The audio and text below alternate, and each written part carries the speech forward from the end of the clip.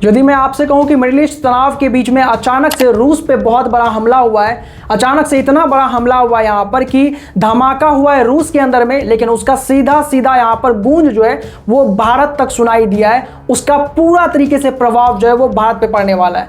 तो आपके मन में ये सवाल उठेगा कि आखिरकार यहाँ पर लड़ाई जब मिडिल ईस्ट में चल रही है तो अचानक से यहाँ पर रूस पे कैसे हमला हो गया, और अगर रूस पे हमला हुआ भी है तो इसका सीधा सीधा प्रभाव भारत पे कैसे पड़ेगा। दोस्तों आज आपको मालूम चलेगा यहाँ पर कि किस तरीके से हम जो है बहुत ज्यादा रूस पे डिपेंड करते हैं, और रूस पे डिपेंड करना कहीं ना कहीं हमारी यहाँ पर दोस्तों कहीं से भी मजबूरी नहीं है, हमारी जरूरत है यहाँ पर रूस पे डिपेंड करना। ऐसे में जब आज रूस पे हमला हुआ है तो भारत पे इसका किस तरीके से प्रभाव पड़ा है, और साथ ही साथ जो ये हमला रूस पे हुआ है वो हमला कहीं ना कहीं छोटा मोटा हमला नहीं है, क्योंकि ऐसे वक्त में जहां पर पूरी तरीके से यूएस, ईरान और इजराइल एक ऐसे युद्ध में है जहां पर उनके पास फुर्सत तक नहीं है यहाँ पर कि वो कहीं दूसरे जगह जा सके, कहीं दूसरे जगह हमला कर सके। ऐसे में यहाँ पर हमला हो कैसे गया, क्योंकि हम सभी जानते हैं कि रशिया का जो डिफेंस सिस्टम है वो काफ़ी ज़्यादा मजबूत है। ऐसे में अगर कोई हमला रशिया पे होता है इसका मतलब इसके पीछे कोई बहुत बड़ी साजिश होगी। आज दोस्तों उस साजिश पर से भी पर्दा उठने वाला है। आज मैं सबका कच्चा चिट्ठा यहाँ पर आपके सामने खोल के रख दूंगा।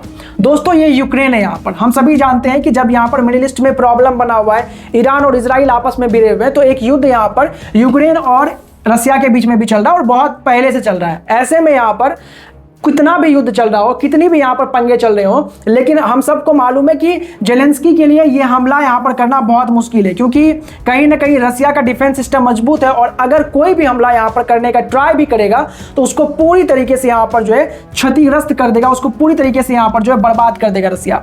ऐसे में कैसे आखिरकार यहाँ पर इसका ये पूरा प्लान सक्सेसफुल हुआ, और ऐसा कौन सा जगह पे हमला हुआ जिसका सीधा सीधा संबंध जो है वो भारत से है। भारत जो है कैसे इस पूरे मामले में यहाँ पर अचानक से इंटर कर चुका है, आइए समझते हैं और देखने की कोशिश करते हैं।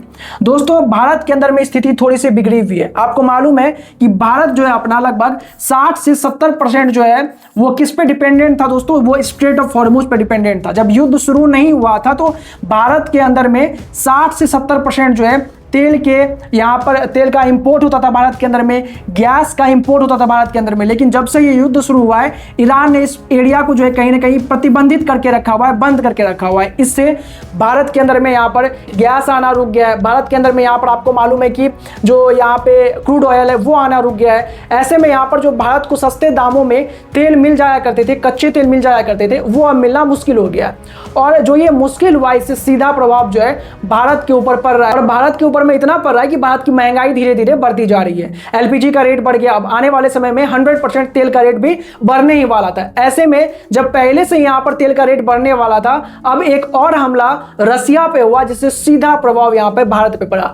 क्यों पड़ा है वो समझिए। जब भारत ने यह चीज देखा कि वो अपना 60 से 70% जो है डिपेंडेंसी रखा हुआ है इस स्ट्रेट ऑफ हॉर्मुज पे, तो भारत ने सोचा कि जब तक यहां पर युद्ध चलता है एक अलग सा मूव किया जाए, और इससे कुछ ना कुछ हिस्सा जो ये 60 से 70% का है वो किस पे हमको डिपेंड होना शुरू करना है, रशिया पे डिपेंड होना शुरू करना। क्योंकि रशिया जो है उसके अंदर में भी यहाँ पर ऑयल है, और वहां से भी हम जो है इंपोर्ट कर सकते हैं भारत के अंदर में, और रशिया कहीं ना कहीं हमारी मदद करने में कभी भी संकोच नहीं करता है, वो हमारी मदद करता है। ऐसे में जब भारत ने ये सोचा कि हम इससे मदद ले लेते हैं, तभी यहाँ पर एक ऐसी खबर आती है जिसने पूरी तरीके से भारत को हिला कर रख दिया है। लेकिन ये खबर आया है रशिया से, इसके पीछे बहुत सारे लोग जुड़े हुए हैं, और इतना ज्यादा यहाँ पर ये सब कुछ कनेक्टेड है भारत से, आपको विश्वास नहीं होगा। देखिए यहाँ पर की रिपोर्ट क्या है आपके सामने में। यहाँ पर एक रिपोर्ट निकल के सामने आएगी द मॉस्को टाइम्स की, जहां पर ये साफ लिखा हुआ है कि यूक्रेन ने एक स्ट्राइक किया यहाँ पर प्रिमोर्स्क पोर्ट पे, जो कि नॉर्थ वेस्ट साइड में है रशिया की। अब इसने जो यहाँ पर इस पोर्ट पे हमला किया है, इससे भारत का कैसे नुकसान होगा। आप सोचेंगे कि इससे भारत यहाँ पर कैसे क्षतिग्रस्त हुआ है, क्योंकि हमला तो सीधा सीधा यहाँ पर रशिया पे हुआ है, और हमला भी ऐसे जगह पे हुआ है जहां से कहीं ना कहीं आपको लगेगा कि यहाँ पे तो कोई ऑयल रिफाइनरी नहीं है, या फिर आप सोचेंगे कि यहाँ पर कोई गैस हब भी नहीं है। तो ये हमला यहाँ पर सीधा भारत पे क्यों बताया जा रहा है, और इससे इतना प्रॉब्लम भारत को कैसे हो रहा है। अब वो जब आपको मालूम चलेगा दोस्तों, तो अब आप जो है ये सुनते ही कहीं ना कहीं ये सोचने पे मजबूर हो जाएंगे कि आपको घर में बैठे रहना चाहिए, या फिर आपको अभी के अभी यहाँ पर घर से बाहर निकलना चाहिए। क्यों निकलना चाहिए अभी आपको दोस्तों मालूम चल जाएगा। आपके सामने में दोस्तों नजर आएगा कि यहाँ पर जो यूक्रेन है इसने बहुत ही शातिरता से इस पोर्ट पे हमला किया। जब यहाँ पर रसिया का पूरा ध्यान अभी मिडिल ईस्ट टेंशन पे बना हुआ है, जहाँ पर ये कोशिश कर रहा है कि ईरान, इजराइल और यूएस के बीच में चीज़ें ठीक हो जाए, जहाँ पर कहीं ना कहीं ये बात धमकी देते हुए नजर आया था अभी कुछ देर पहले यहाँ पर कि वो भी यहाँ पर इस युद्ध का पार्ट बन जाएगा अगर जल्द ही कहीं ना कहीं इनके बीच में जो है शांति समझौता नहीं हुआ। ऐसे में इस सब का फायदा उठाया जेलेंस्की ने, यूक्रेन ने इसका फायदा उठाया और इस पोर्ट पे यहाँ पर हमला कर दिया।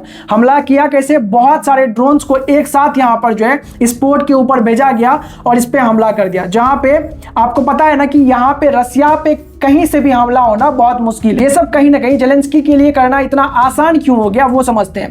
दरअसल जब यहाँ पर यह हमला हुआ तो उसको बहुत सारे को यहाँ पर ड्रोन को रसिया ने बहुत ही सफलतापूर्वक खत्म कर दिया, लेकिन उसके बावजूद भी बहुत सारे ड्रोन ऑलरेडी यहाँ पर पहुंच चुके थे। इसके वजह से क्या हुआ कि बहुत सारे जब नष्ट भी हुए तो कुछ ऐसे बच गए ड्रोन जिसकी वजह से इस पोर्ट पे हमला हुआ। और इस हमले के बाद इसका प्रभाव क्या हुआ दोस्तों कि यहाँ पे आग लग गई और आग लगने की वजह से बहुत सारा एरिया जो है वो क्षतिग्रस्त हो गया और तत्काल प्रभाव से यहाँ पर रूस के इस पोर्ट को बंद कर दिया गया। अब जैसे यहाँ पर इसकी खबर निकल के सामने आई, भारत की जो है कहीं ना कहीं हालत खराब होनी स्टार्ट हुई। भारत जो है वो सोचने पे मजबूर हो गया अब करे तो करे क्या, क्योंकि यहाँ पर ये जो पोर्ट है ना प्रिमोर्स्क पोर्ट, इस पे भारत बहुत ज्यादा डिपेंड करता है।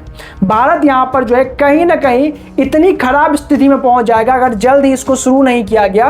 कैसे स्थिति में पहुंचेगा खराब स्थिति पे, आइए देखते हैं और समझने की कोशिश करते हैं कि इतना ज्यादा प्रॉब्लम में और टेंशन में क्यों है। सबसे पहले दोस्तों देखिए कि यहाँ पर जो ये रसिया इतना ज्यादा चिंता में ना, उसका कारण ये जरूर है यहाँ पर कि इसके इस पोर्ट पे हमला हुआ है, लेकिन एक और कारण है दोस्तों। यहाँ पे रसिया पे इतना बड़ा हमला हुआ है, इसके पीछे यहाँ पर सिर्फ यूक्रेन नहीं है, इसके पीछे यहाँ पर सबसे बड़ा मास्टरमाइंड है ट्रम्प, जिसने ये सारी इंटेल रिपोर्ट जो है जाकर के यूक्रेन से साझा कर दी और एक दो यहाँ पर लूपहोल बता दिए होंगे जिसके जरिए यहाँ पर इसके डिफेंस सिस्टम को भेदा जा सकता था। और उसी डिफेंस सिस्टम को भेद करके इस पोर्ट पे यहाँ पर जेलेंस्की ने हमला करवा दिया और इस पोर्ट के अंदर में अभी जो है पूरी तरीके से आग लगी हुई है। आपको बता दें कि इस पूरे एरिया को अभी बुझाया जा रहा है, आग को शांत करने की कोशिश की जा रही है। ऐसे में अब आइए देखते हैं कि आखिरकार इसके वजह से भारत क्यों चिंता में है और भारत के ऊपर में आर्थिक संकट आने की क्यों यहाँ पर जो है कहीं ना कहीं गुंजाइश बताई जा रही है। दोस्तों अगर आप यहाँ पर देखेंगे ना कि इससे क्या सबसे बड़ा प्रभाव पड़ने वाला, तो इससे प्रभाव पड़ेगा तेल की सप्लाई में सीधा रुकावट आएगा। प्रिमोर्स्क पोर्ट जो है वो रूस का सबसे बड़ा तेल निर्यात केंद्र था। ऐसे में भारत अपनी जरूरत का एक बड़ा हिस्सा, लगभग 30 से 35% हिस्सा जो है वो रूस से अभी मंगवा रहा है। और आपको बता दूं यहाँ पर रूस से 30 से 35% मंगवा रहा है और पहले वो यहाँ पे मिडिल ईस्ट से कितना मंगवा रहा था, 60 से 70% मंगवा रहा था, यानी कि आधा यहाँ पर उसने जुगाड़ कर लिया था भारत ने। अब ऐसे में जो ये 30 से 35% क्रूड ऑयल मंगाया जा रहा है उसका बहुत बड़ा हिस्सा इसी पोर्ट से आता जाता है, यानी कि इसी पोर्ट पे जहाज में तेल को लोड किया जाता है और उसको भारत के अंदर पहुंचाया जाता है। और अब ऐसे में जहां पर इसी पोर्ट पे हमला हो गया जिस पे भारत इतना ज्यादा डिपेंड करता है, तो अब ऑब्वियस सी बात है कि शिपमेंट में जो है वो देरी होगी और कीमतों के अंदर में बहुत बड़ा उछाल होगा।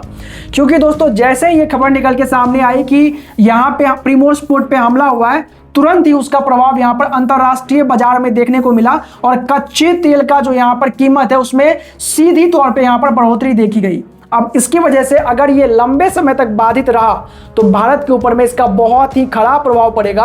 और जो भारत के अंदर में अभी सप्लाई यहाँ पर आप 30 से 35% ऑयल का देख रहे हैं जो कि रूस से सीधा सीधा कर रहा है, वो कहीं ना कहीं रुक जाएगा और इससे सीधे तौर पे यहाँ पे आपको एक बहुत बड़ा उछाल जो है वो पेट्रोल और डीजल के प्राइस में नजर आ जाएगा, जिससे यहाँ पर भारत तो बुरी तरीके से प्रभावित होगा ही, इसके साथ साथ दोस्तों यहाँ पर वैश्विक बाजार भी मंदी की तरफ बढ़ता हुआ नजर आएगा। ऐसे में दोस्तों आपका क्या कुछ कहना है, आपको क्या लगता है कि ये सब प्लान यहां पर जानबूझ के अमेरिका कर रहा है ताकि इसका प्रभाव जो है रूस पे भी पड़े? क्योंकि दोस्तों मैंने कल ही आपको एक वीडियो में बताया था कि यहां पर कहीं ना कहीं जो है रसिया को ऊपर बढ़ने देगा नहीं, क्योंकि अभी आपको मालूम है कि अमेरिका युद्ध में इससे अमेरिका का बहुत बड़ा नुकसान हो रहा है और इतना बड़ा नुकसान वो अगर हो रहा है उसका और उसका सीधा कंपटीटर अगर रसिया है तो वो कहीं ना कहीं ये बात चाहेगा कि रसिया का भी नुकसान हो। इसकी वजह से उसने यहाँ पर यह हमला करवाया। अब उसको ये भी देखना है यहाँ पर कि उससे और किसका किसका नुकसान हो सकता है। और भारत तो दोस्तों हमेशा यहाँ पर जो है कहीं ना कहीं किसी ना किसी तरीके से जो है प्रॉब्लम में फंसी जाता है और यहाँ पर वो सीधी तौर पर प्रॉब्लम में फंस चुका है। ऐसे में दोस्तों इस पूरे मामले के बारे में आपका क्या कुछ कहना, अपनी राय हमें कमेंट करके जरूर बताएं। वीडियो को लाइक और चैनल को सब्सक्राइब करना बिल्कुल ना भूलें।